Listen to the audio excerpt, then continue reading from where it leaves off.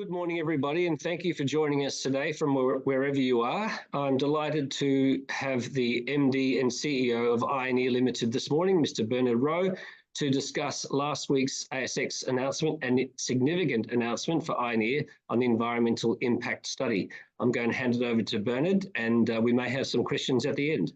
Over to you. Thank you very much, Peter, and thank you everyone for listening in.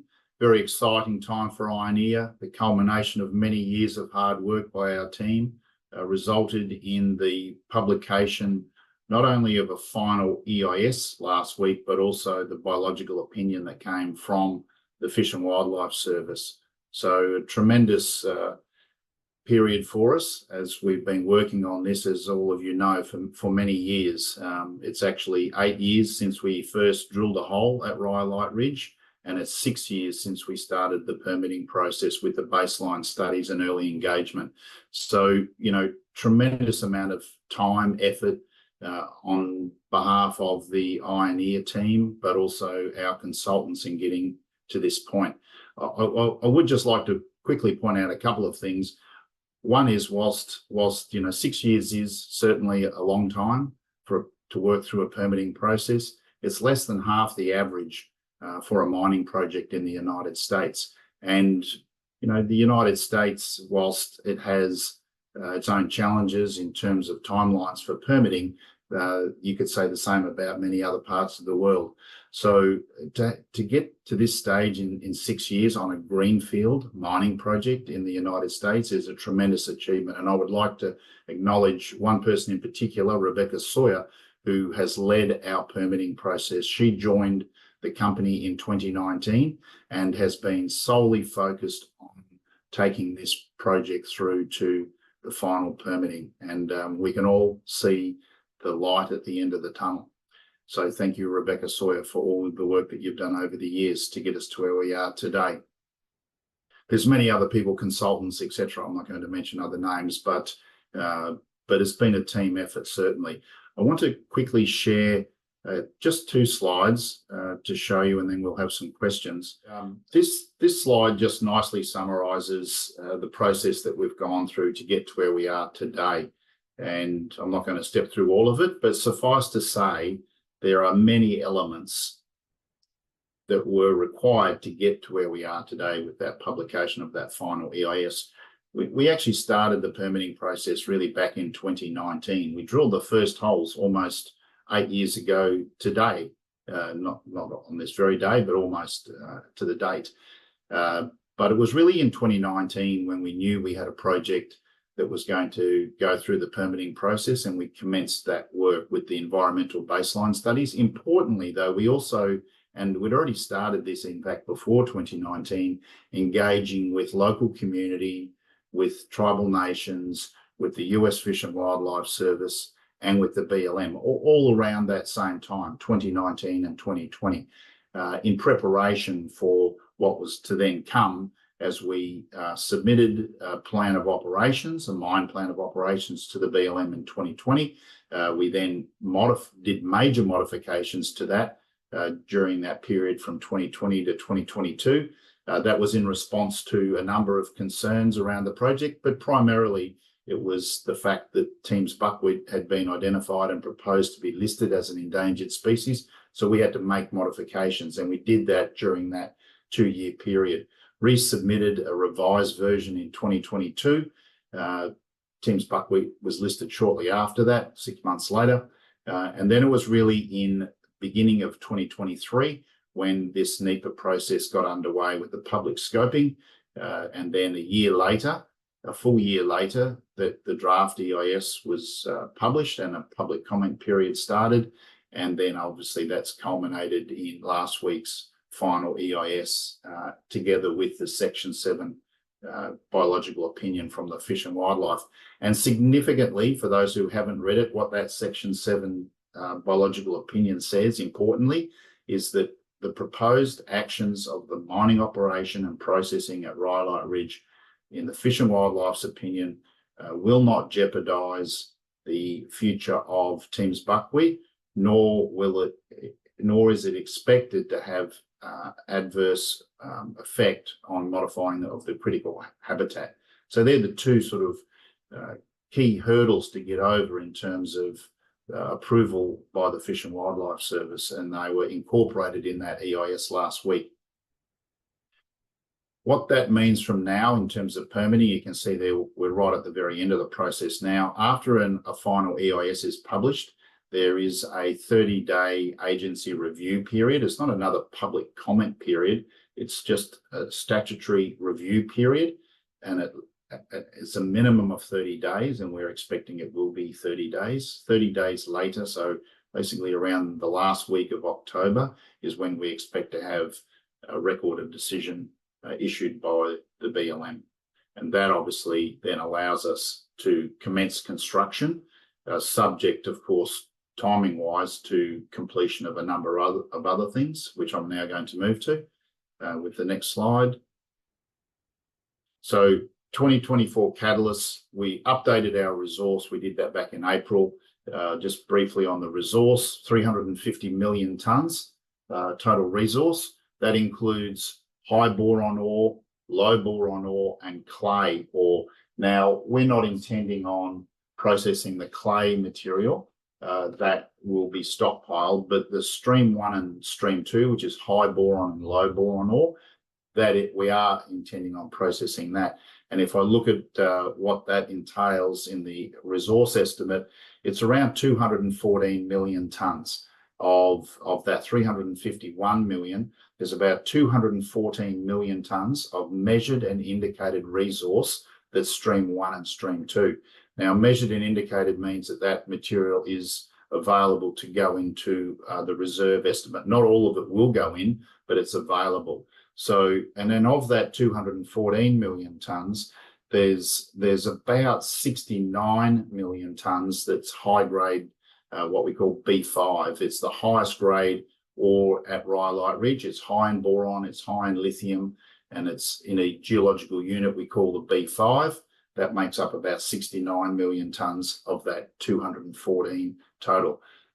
So there's a lot of tonnes that are going to be available to move into the reserve category. If you remember, we haven't published a reserve since 2020, and at that time it was around 60 million tonnes. So given that we've got so many tonnes now in the measured and indicated categories of the total resource, we're expecting a material upgrade in the reserve in the coming months. Updated mine plan and reserves, that, as I said, they'll be coming over the next few months, alongside updated CapEx and OpEx estimates, and the record of decision, which we've already touched on being in late October. These things, the reserves, the mine plan, the updated CapEx, the updated OpEx, and the record of decision are all required for us to close two critical other streams of our work.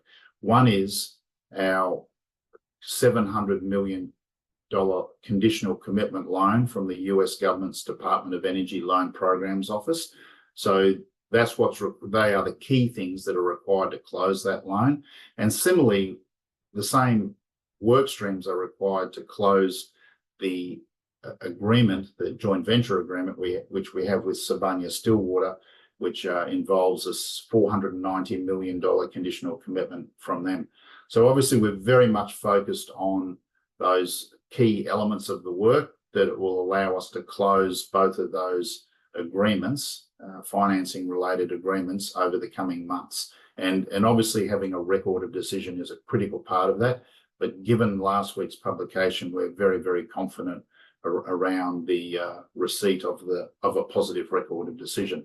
All of these things, of course, ultimately relate to the financing of the project, both with the DOE loan and the Sibanye commitment. And they are all, of course, or those two things in particular, are critical for the timing of our final investment decision. So we're well on track to achieving these things over the coming months. Our aim is to have the DOE loan and the Sibanye deals both closed out by the end of the year, and we are very much focused on that now. So, Peter, I'm going to throw it open to questions now. Terrific. Thank you, Bernard. We've got some a very good attendance here today, so we're looking forward to talking to you a bit further about some of these. It was a very significant, the announcement of the EIS being delivered is very significant given the Department of Energy's focus on this project getting up. How important to the state of Nevada is the Wright Ridge project?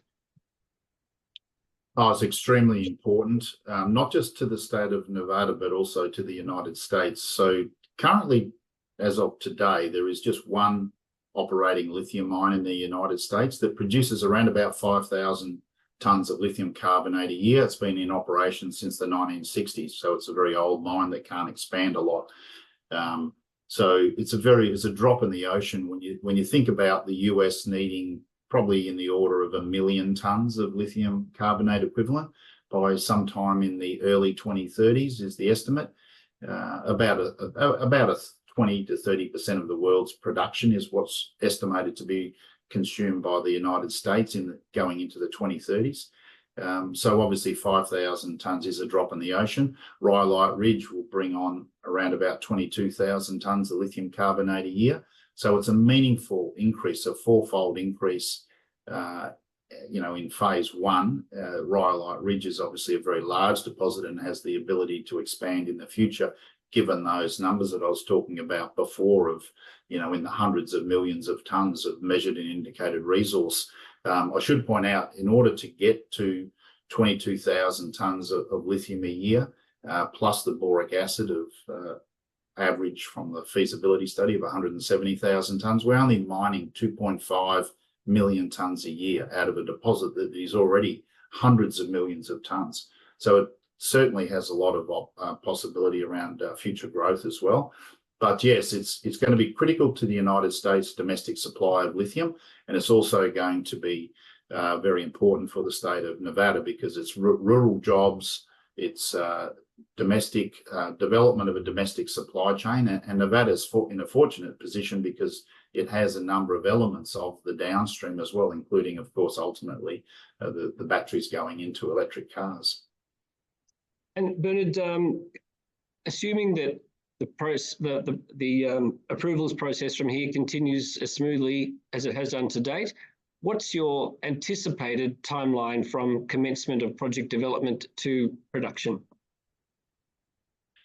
So we've given a guide of 24 to 36 months, and people might think, well, that's a fairly broad sort of range. And the reason for that is it does depend on when you order your long lead items and how long those long lead items take to manufacture and supply, and when in the construction process you actually need them. So if you need them at the back end of the construction period, well, obviously they're not so critical. But the things you need early on, if there's a long lead on those to actually order them and have them supplied, then that pushes out your overall timeline. So 24 to 36 months is the guidance we've given, depending on when those long lead items are placed. Obviously, we won't be placing them until we get a record of decision and a final investment decision. But on that basis, we're expecting to commence construction next year in 2025, and assuming up to 36 months of build time with those taking into account those long lead items, that would mean early 2028 for first production.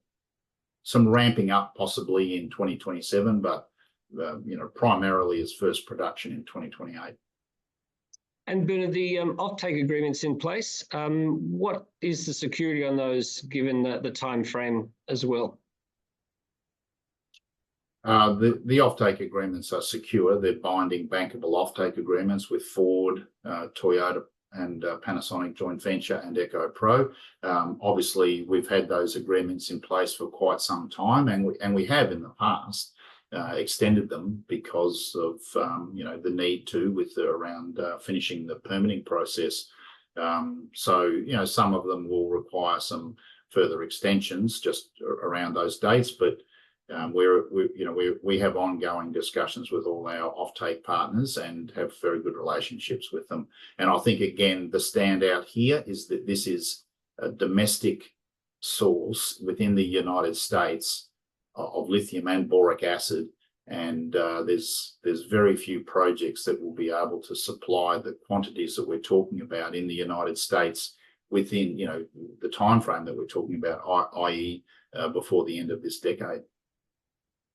And given that scenario, Bernard, with boron being a co-product from Rhyolite Ridge, how advantageous does that make the Rhyolite Ridge project in terms of peers who are also looking at starting some major lithium projects? Look, it makes the world a difference, actually, as as many of the listeners, I'm sure, already know. It's the reason why Rhyolite Ridge is a standout project is the boron, there's a number of reasons for that. Firstly, the mineralogy of the rock determines how you process any mineral deposit, and having the boron mineralogy of this rock just makes it a whole lot easier to process than most other lithium. It means that you can, compared to a spodumene deposit, it means you don't need to roast it. You don't need to have high temperature processing. You can actually just leach it like an oxide copper deposit. And many people sort of confuse Rhyolite Ridge with a lithium clay, but the actual rock that's got the boron in it, which is what we're focused on, actually doesn't have clay. And the clay is this stream 3 that I mentioned earlier that we're actually just stockpiling. So we're not even processing it. So our flow sheet is driven by the boron in the ore. Now, at the other end of this spectrum, the economic input is significant. The boron represents somewhere around 30 to 40%, depending on the pricings of the two commodities.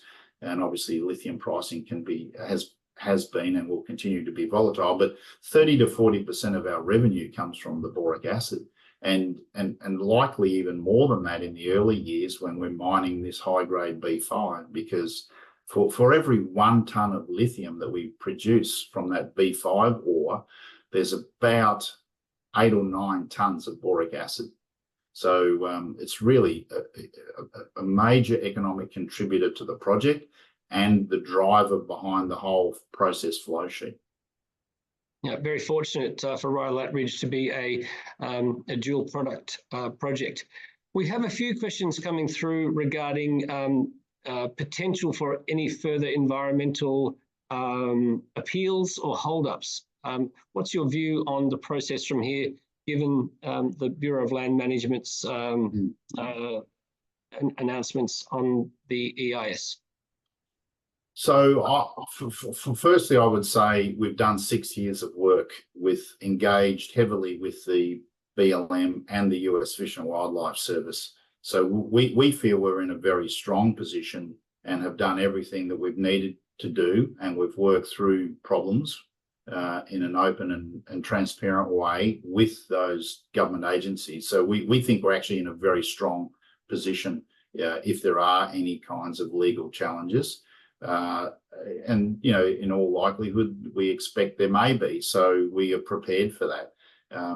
But the central part, I guess, of our strategy there is we moved everything away from the area of Thames buckwheat. So we're not actually having any direct impacts. We're minimising indirect impacts.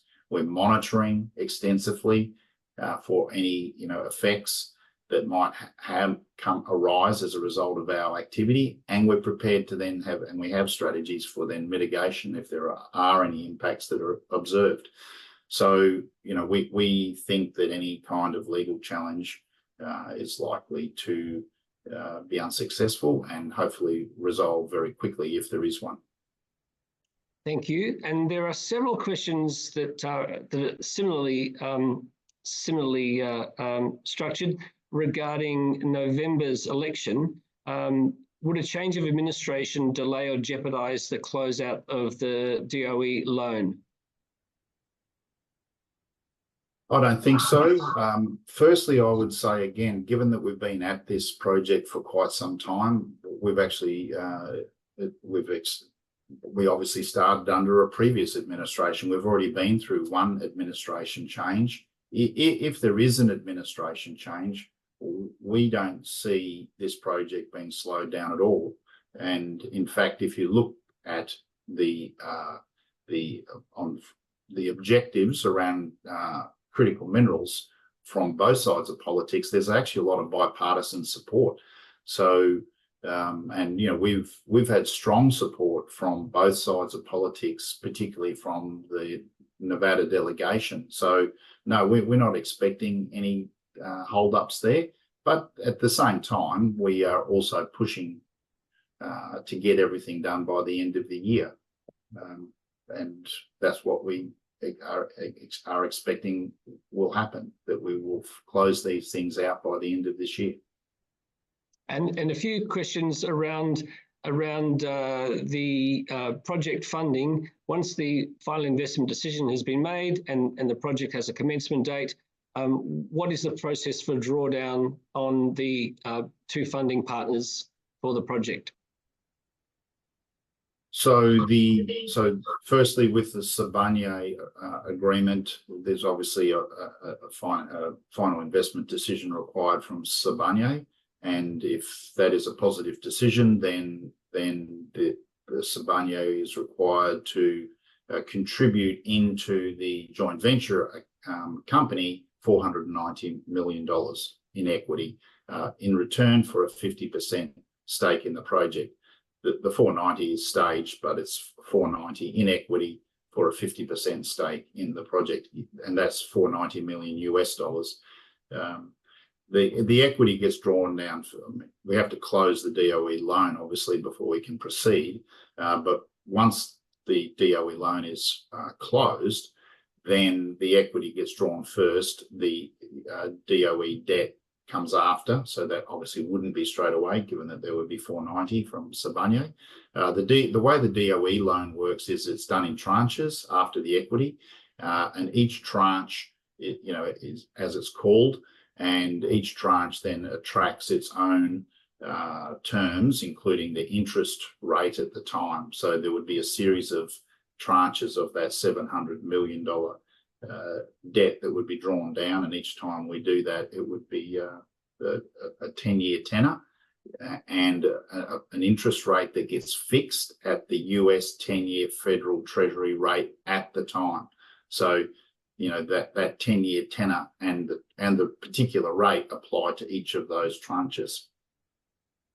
All right, there's a lot of questions here, and I'm going to encourage some in our audience to send them through individually so Bernard can get to them, which I know he wants to. But I'm going to close off here with a couple of questions around the product, the outlook for the who are the major suppliers of boric acid?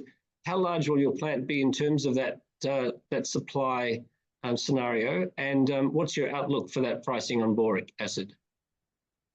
Yeah, so the major global suppliers today of boric acid, there's really only two, and that is Rio Tinto from one mine in California, the boron mine, and Turkey. Most of the world's reserves of boron, it's over 73% of the world's reserves of boron are located in Turkey. So Turkey's a large supplier. The US operation of Rio Tinto is one mine that's getting towards the end of its life anyway. The major customers, of course, there's a myriad of customers, and they are the big users though are in borosilicate glass, fiberglass, insulation, but it gets used in a whole heap of things, particularly in modern applications like boron steel is used in chassis in cars. Boron carbide is a very hardened material, so it gets used for military applications and rockets and things like that, space rockets, that is. So it's very widely used, and because of the fact that it's used in a whole myriad of applications, they balance each other out, of course, and you have a very stable demand. And of course, you've got stable supply because there's only two operators, and stable supply and stable demand means stable pricing. And that's what boron is known for. For many, many decades, it's had very, very stable pricing, one of the lowest volatility measures of any commodity in the world. So it's a great companion to have that producing 30 to 40% of your revenue with something like lithium, which is obviously the supply and demand is both of them are very volatile. And when there's mismatch, you get price correction. And that's what we have seen and what we're seeing right now. And given that price correction, Bernard, and none of us can predict the future for lithium prices, but I think we're seeing the bottom of the cycle being printed now, and the boron co-product gives you that security and confidence that Rhyolite Ridge will stand out over time. What is the view on lithium prices, and how does that impact your decision making going forward for Rhyolite Ridge? So good question. And obviously, we're not experts in predicting future future lithium pricing. But what we're seeing is that operations are being shut down, both in the West, but also in China as well. So that does indicate that we're seeing a bottom, and so hopefully that is the case. I think the longer term growth is what we're focused on. And we're particularly focused on the longer term growth of demand in the United States. And so we're comfortable with long term pricing projections. We use a number of different third parties for information that we then average and use in our own financial models. And obviously at the moment most of those third parties are forecasting low prices over the next few years in response to an oversupply. And as that oversupply reduces down and becomes back into a deficit rather than a surplus, which I think many think is projected to happen in the early 2030s, or from 28 onwards really, but particularly in the early 2030s, we're going to see strong pricing recoveries. So we're comfortable around that, and certainly having a dual revenue stream makes it a whole lot easier for us to get comfortable. Thank you, Bernard. You've covered the questions quite well there. There was a number that we managed to get through, and there are still some that might come through to you directly. And I encourage everybody to send those emails through to peter@nwrcommunications.com.au, and we'll make sure Bernard gets them. We'd like to thank you for your attendance here today. Thank you, Bernard, and we look forward to hearing an update in the very near future. Great. Thank you, Peter, and thanks everyone for listening in. And yes, please feel free to reach out with your questions to Peter. Thank you. Thank you.